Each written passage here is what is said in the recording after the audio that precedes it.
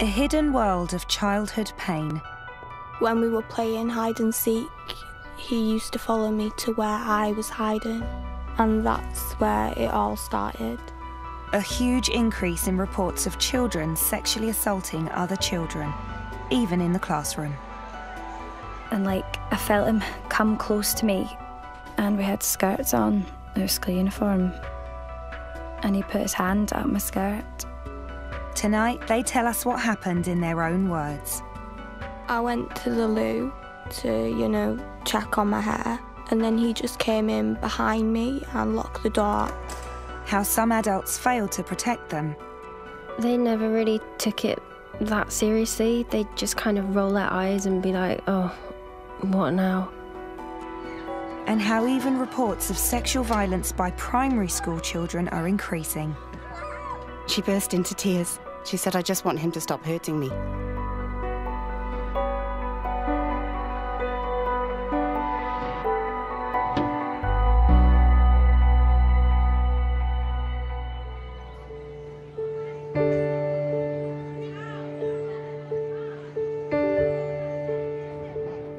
Talking about sexual assault is difficult, especially if you're a child. Panorama has spent months listening to children and parents brave enough to share their experiences. By concealing their identities to protect them and using animation to help tell their stories.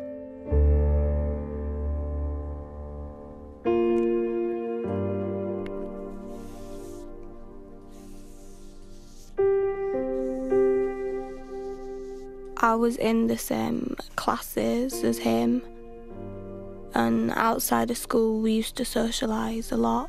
Our families were very close. Danny grew up playing with the son of her parents' friends. We used to play very innocent games, like we used to play computer games or hide and seek. By the time they were 10, their relationship began to change. We'd still play the same games, but when we were playing hide and seek, he used to follow me to where I was hiding. While their parents were downstairs unaware, her friend would lock her in a room with him.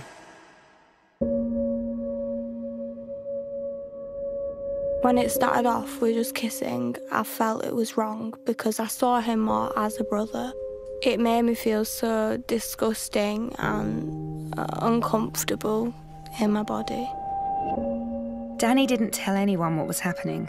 She was ashamed and didn't want to ruin the relationship between her parents and their friends.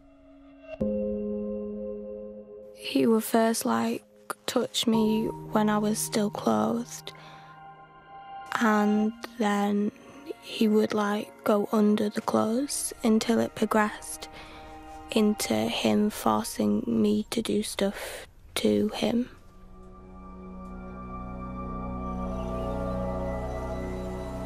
There are an estimated 200,000 cases of child sexual abuse every year. It's believed a third is carried out by other children. Danny's abuse continued for years. One night when she was 13, she and the boy were at a party with their parents.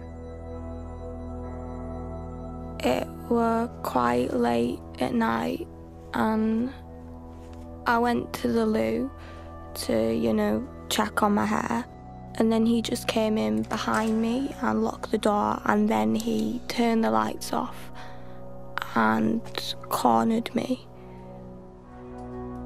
And then he just started undressing me, and I kept pushing him away, but nothing ever stopped him from doing anything. And then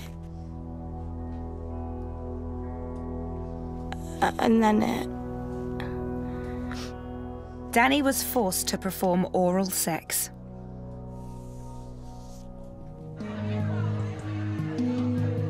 Reports of children sexually assaulting other children are rising. It is increasingly becoming a really significant problem and a significant challenge. We are seeing an increasing number of reports. We are seeing significant examples of harmful sexual behaviour and the lives of young people blighted and traumatically affected by sexual abuse. We asked all police forces in the UK for their figures on child sexual abuse. 38 across England and Wales responded. They reveal a dramatic increase in the last 4 years.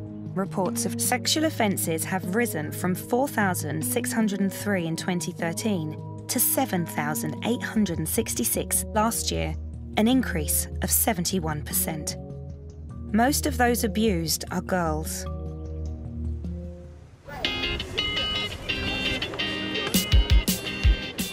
Young people are increasingly living their lives on social media, never far from their smartphones.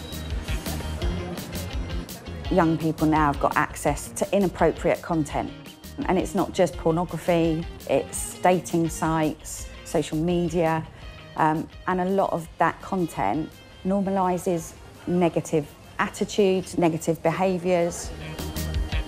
We spoke to teenagers from across the country who told us that many are sharing intimate photos of themselves. It's called sexting.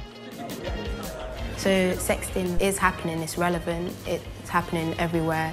Sending videos on cleavage or even private areas, you know, that is kind of a problem. Sometimes girls feel pressured into doing it to show that they care about their boyfriend or girlfriend, whatever, yeah.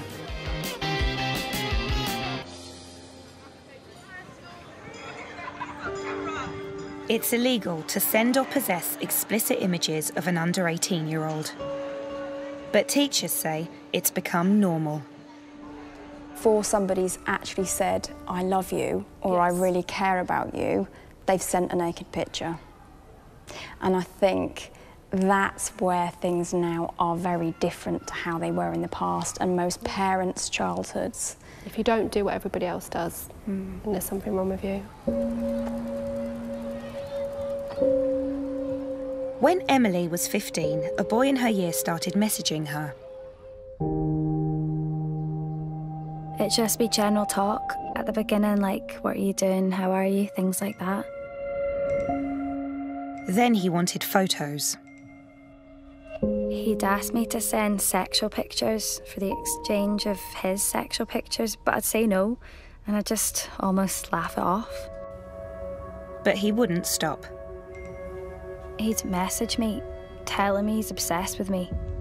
I'd say things like, you're getting weird now, it's a bit stalkerish, and he'd be like, I know, I can't get you out of my head, and things like that. One day at school during an art lesson, Emily and the boy were at the back of the class. The teacher was busy at the front. The boy had a ruler, and he started poking me, prodding me a number of times in the vagina. And then in the end, I grabbed the ruler off him. I turned around and was talking to friends, and like I felt him come close to me. And we had skirts on, our school uniform.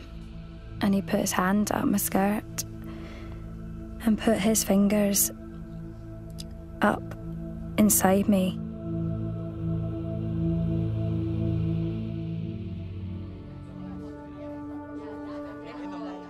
Emily is not the only child to be sexually assaulted in school by another child. Over the last 4 years, there have been 2,625 reports of sexual offences by children on school premises. 225 of these were rapes.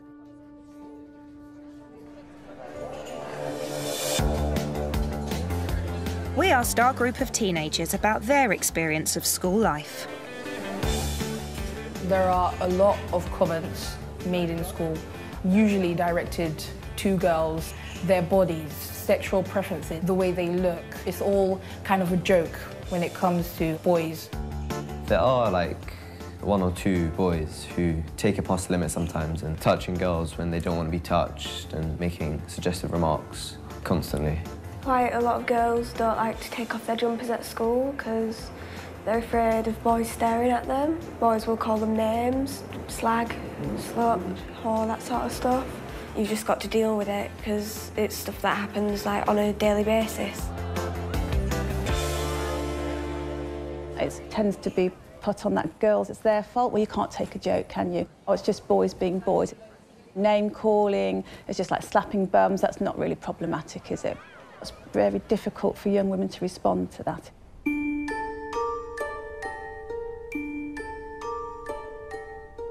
Susan was 14 when she started going out with one of the boys in her class. I'd always kind of known him and we were best friends, and then we started dating. While they were together, they had a sexual relationship, but she broke up with him and he started harassing her in school. So we'd just be in a lesson and he'd either be sat too close to me, hands on me kind of thing, and they could see I was a little bit like, because I've always been I like my own space. They'd ask him to move or he'd be asked to leave the classroom, but nothing actually happened. Susan says she went to her teachers about him so regularly, they eventually gave up trying to help.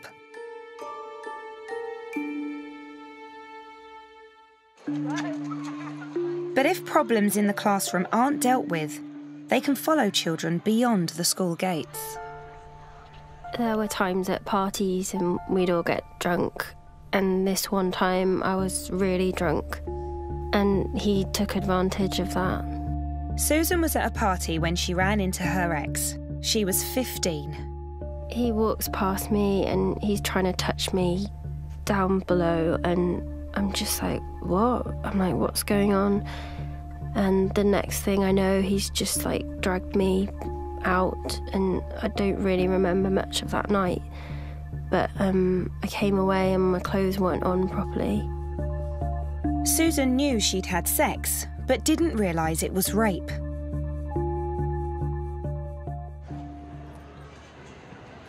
Many children don't understand consent.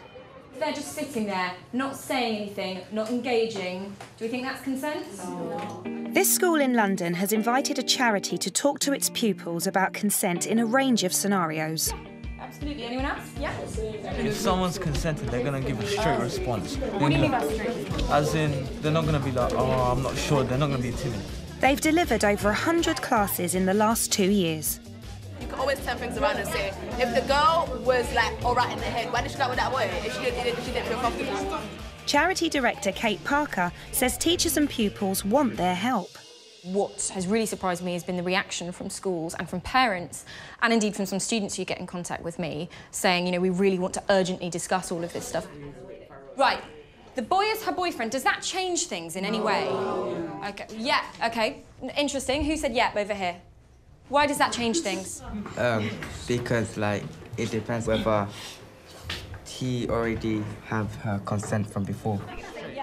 A common view, also held by some adults.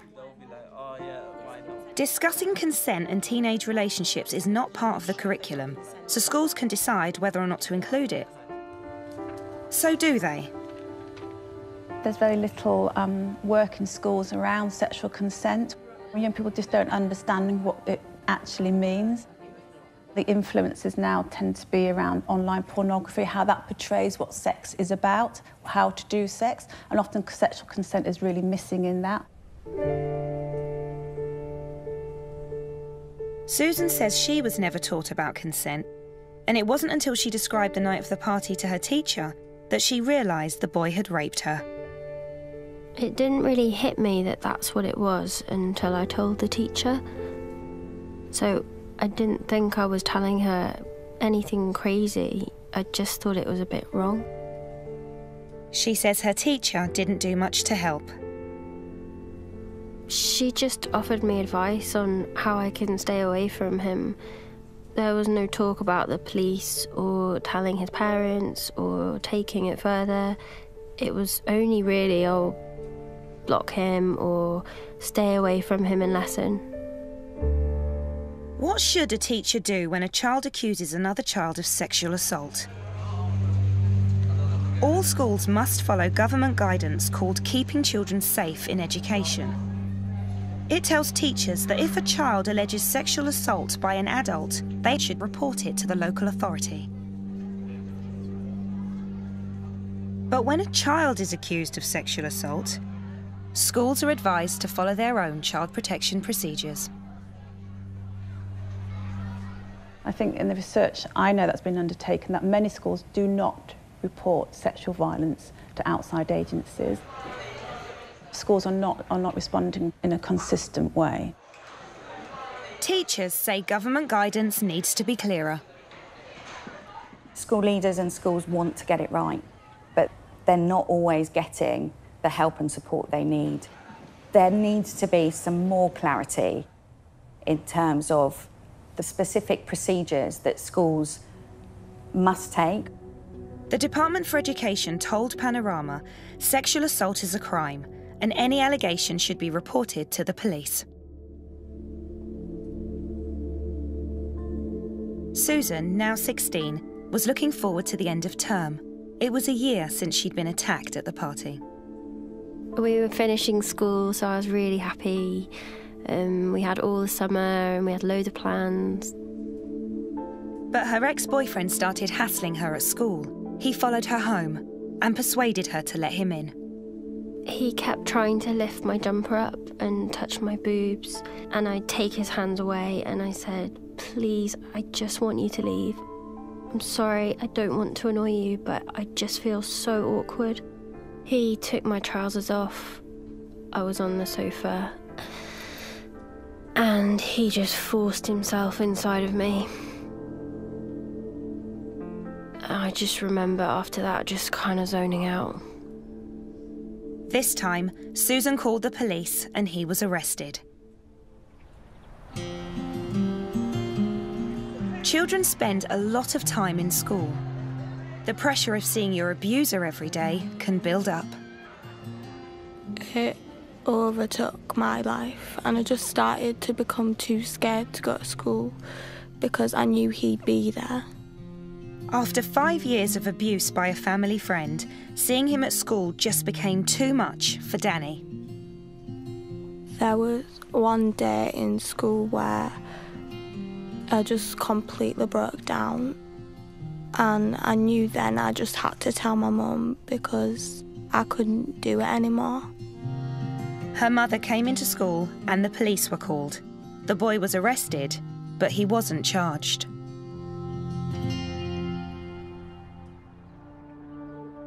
Panorama has discovered that over the last 4 years, 74% of reported child-on-child sexual offences resulted in no further action. 48 boys were given a caution for rape. You're dealing with people who will be reluctant.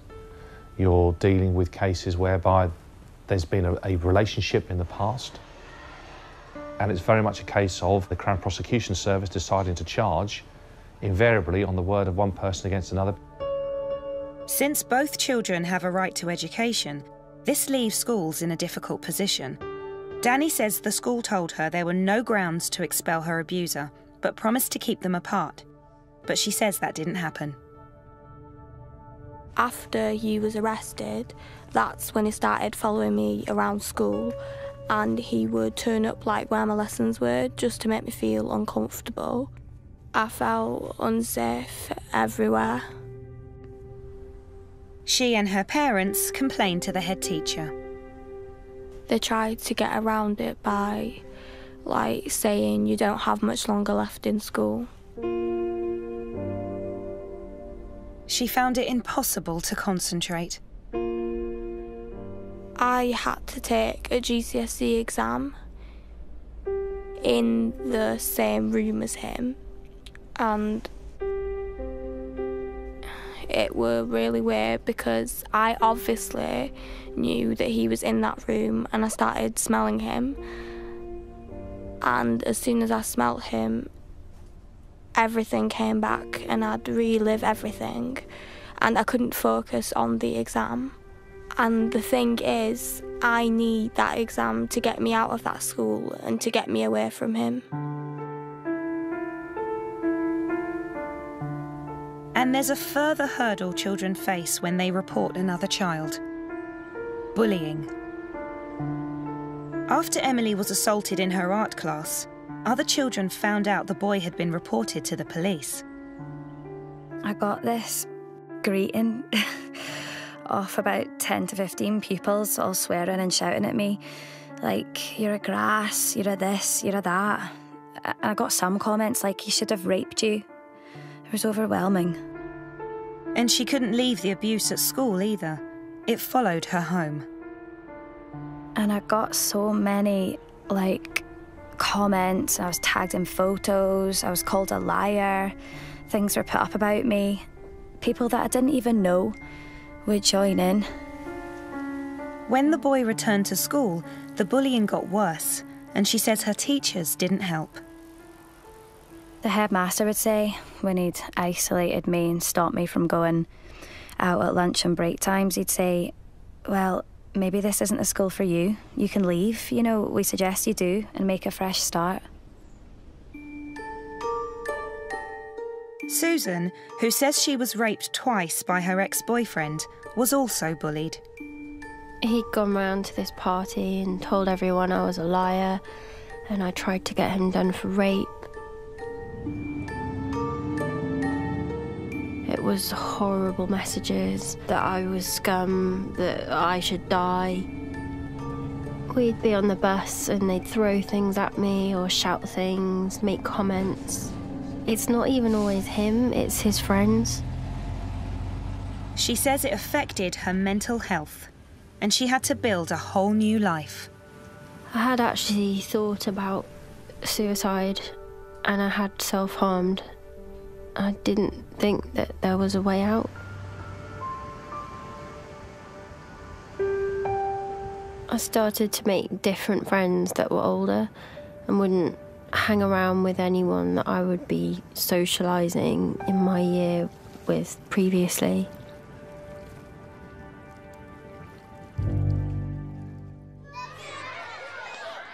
Sexual violence is not just a problem in secondary schools. It's affecting primary schools too. James and Anna's daughter, Bella, was 6. Our daughter had lots of hobbies. So bright, so gregarious. She was always the one that if someone fell over, she'd be the first one running to them to help them. She just wanted to do things with people, always wanting to be around people, engaging with people. But she became withdrawn. Her parents didn't think much of it at first, but her mother became suspicious one morning when Bella said she needed a meeting in her bedroom with a boy in her class. I turned and I looked at her, and her face was just white. And I said, why do you need a meeting in your bedroom? Have you fallen out? And she shook her head, and her little chin was wobbling. And I said, has something happened, sweetheart? And she burst into tears. She just dissolved in front of me. She said, I just want him to stop hurting me. And then she said, I want them to stop hurting me. Bella told her mother that 2 boys had been assaulting her in the school playground for the last 6 weeks. Bella was subjected to daily digital rape, which means they would use their fingers to rape her anally and vaginally, repeatedly. And she couldn't sit down because they'd hurt her so badly the day before. It hurt too much to sit down, and that's why she was standing up eating her breakfast. Bella's case isn't unique. It's a growing problem. In the last 4 years, the number of sexual offences by children aged 10 and under reported to the police has more than doubled. In 2013, there were 204 sexual offences. Last year, there were 456.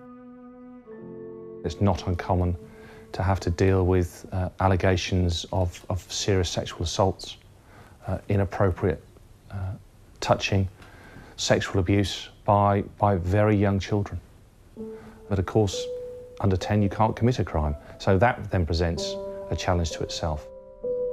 The police told Bella's parents the boys were under the age of criminal responsibility and couldn't be charged.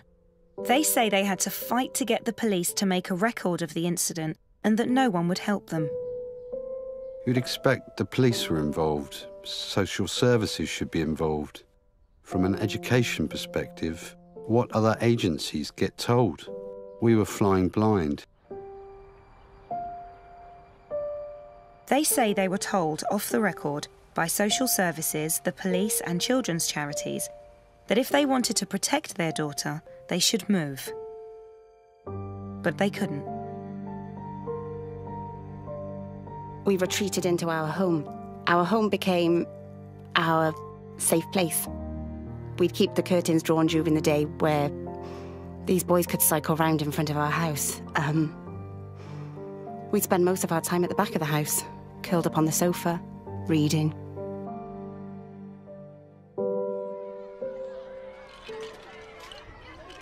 Anna says she's spoken to parents from other primary schools who also revealed their children had been sexually abused.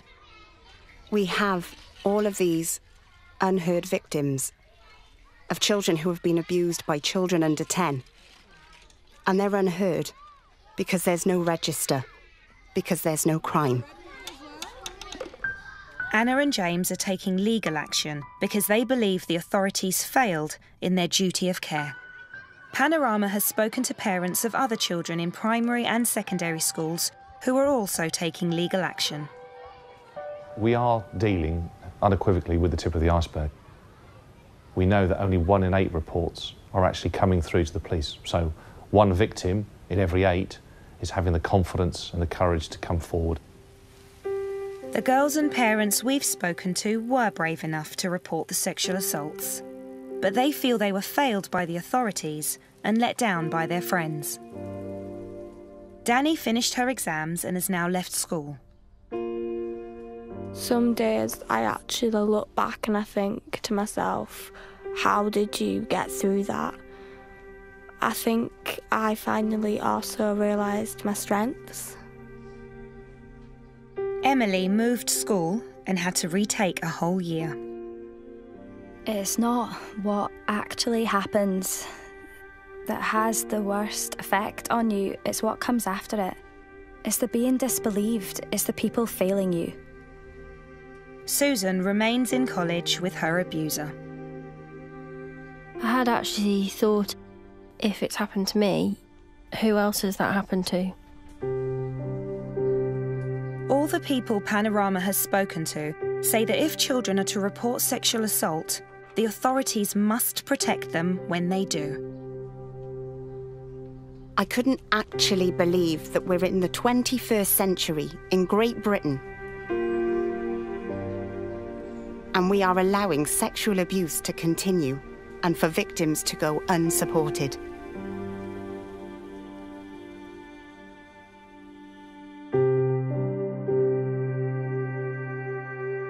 Details of organisations offering information and support with child sexual abuse are available at the BBC Action Line website, or you can call for free at any time to hear recorded information on 0800 077 077.